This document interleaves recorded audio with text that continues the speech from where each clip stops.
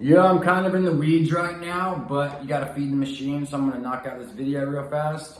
But first, this episode is brought to you by Alibaba. I don't know if you guys realize this, but like I'm seriously plugged in internationally because of Alibaba. They're the #1 e-com site.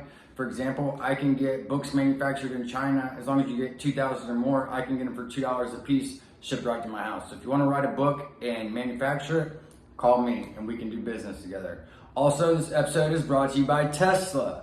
Okay, as you know, they are leading the game in energy and automotive, and I think we are getting closer and closer every day to locking in this partnership, and I'm excited about everything. And before you buy your next car, test drive a Tesla, and you will be sold.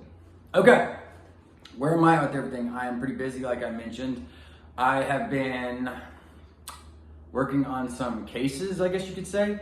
I don't know if you guys realize this, but I actually practice law also. Right now I'm currently working on 2 cases. One of them is in the state clerk of courts, and it is with a solar company out of South Carolina. And basically the rundown is I slung a strategy 1 at them today, and basically it was for, I filed 3 motions. I filed the strategy 1, which was the amended complaint, as well as the motion to compel production of their audit trail, as well as the motion to proceed forma pauperis, okay? And basically a rundown of the case is we partnered up, me and this solar company, and the agreement was that it would be $2 a watt, you know, and they were going to handle the financing company. We were going to finance it with Goodleap. They were going to handle that, and they were going to handle ordering the systems to my client's house, and I would sell the systems. Okay, and basically, they were this worst company in the world to work with, man. Like you couldn't there's no producers. You know, it's like I couldn't get one contact in their company to even like answer my phone calls or text messages, and they're like this huge ass company. They just received like a $300 million grant. Federal government grant, which I thought was bullshit. And I originally filed in 2022, but I didn't follow up with it and it dismissed. So I just recently refiled. And basically what the case is in reference to is I went RICO against them. And I brought the Paulson PRU Holdings LLC versus Gaffers et al. Case. And it's a RICO case, and it's basically racketeering and corruption case. And so basically this morning I sent it to the state attorney's office, because whenever you file a RICO case, which involves criminal allegations against someone or a company, it's usually across state lines as well. You have to file it with the state attorney's office before you file it in the civil court, okay? And in this case, it was for a project we did. It was funding of $76,000 on like $600. It was on a 21.2 kilowatt system with this lady named Tracy, super nice lady. I love her so much. And the first thing I'm asking for in the agreement is for her system to get paid off. You know, trying to be level 5 and look out. So like that's the first demand, is you pay off her system completely. And basically what happened is I paid for like tree removal and everything to get the project done. I paid like $3,600 out of my own pocket, and then they were supposed to pay me like when I signed on, we agreed to $2 a watt. And so like the profit margin was $16,500 minus $3,600 for the tree removal. And then like after the deal closes, they're like, oh yeah, actually we can only pay you $7,800. And some bullshit, you know, like they kept like dicking around with me. Like they kept raising prices on me, and I was getting sick of it, you know? And so basically I brought up the Funes versus Odegaard 1974 case, as well as the McDonald versus Oliver Fifth Circuit 1976 case, which proves that the case still holds merit. And basically, I filed for $14,148.85 in wage garnishments that they owe me, as well as $10 million in breach of contract, because they did such horrible business that it's going to be loss of referrals for my future business, as well as they said the project would take 60 days at most to execute, and it's in the contract, in the motion, and it took them fucking over twice that long, you know? So I was losing my mind, you know, and because the agreement was that they were going to pay me half up front and then half after, and they didn't even pay me the second half. They only paid me $2,700, so I ended up losing $1,300 on the freaking deal, you know? So then I'm also filing $10 million for negligence, $10 million for poor business practices causing mental and emotional distress. I'm not done yet. You'd think it's a little crazy. But then I'm also filing for $15 million, which is professional expenses. In my case, it's attorney fees, but I call them professional expenses because I'm not a licensed attorney. And then I filed for $20 million because for hacking my personal accounts. And that's a felony in the state of Florida, as well as conspiring with my other enemies in the state of Florida, okay?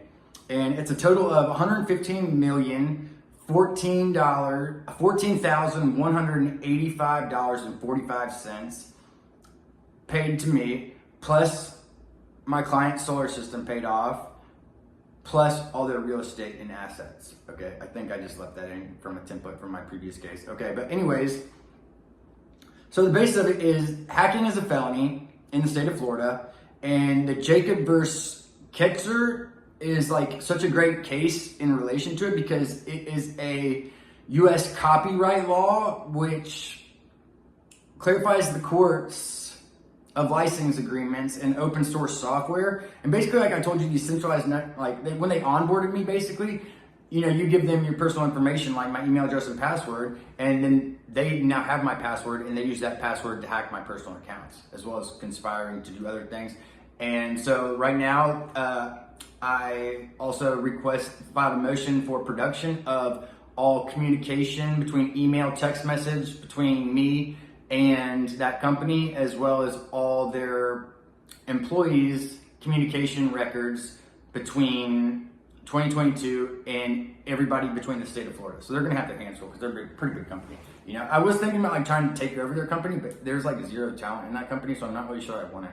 So, but I don't know, maybe because if they have contractor's license, but I think they might sub out, so I'm not 100% sure yet. I'll have to wait and see.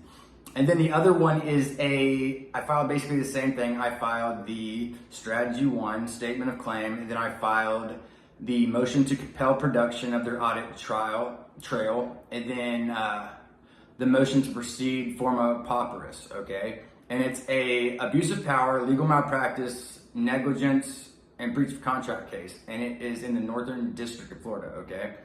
And I feel really good about it because I proved jurisdiction because the original case stemmed from a class action lawsuit. And any class action lawsuit over $5 million is original jurisdiction is in the district courts. They don't have to take the case if they don't want to, but that's the original jurisdiction. So I proved jurisdiction today in my motion that is the proper venue for the case, okay? And I brought up Fred Sorzik versus Chester J. Fritsch, in which a district court overrules a state court, so I feel really excited about that.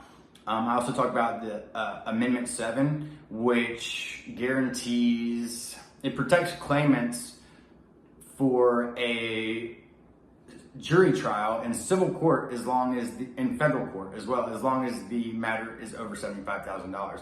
So I filed that in there, so at the very least I should get a jury trial. I think they're expecting me to ask for $17.5 million because I've been at war with these people for like 7 years, okay? And the original claim was for $17.5 million. And I feel like, and also some real estate, but if I would have filed for $17.5 million, I feel like they're ready to shoot it to me today. But I went for $215 million because the case that I laid out is fucking beautiful, man. Like, I don't mean to like brag, but like it's a masterpiece. Like I'm proud of it, you know? And it's like it's like 147 pages. The solar one's like 84 pages, I think. And basically, I also get into some other detail about some really awesome cases as well, like old school cases. I talked about the Judiciary Act of 1789, which provided the federal courts the power to punish by fine or by imprisonment government officials at the said discretion of the courts, okay? And basically they can do so under one, misbehavior of any persons in its presence, or so merit that they try to obstruct administration of justices, or second, they can be locked up if it's misbehavior of any of its officers in any official transactions. And then there's also for disobedience or resistance to a lawful writ process, order, rule, decree, or command, okay? And you can refer to United States versus Ford, 1992, DeMont, 1925, Remember, I love you. You can be what you go to be. Get it done today.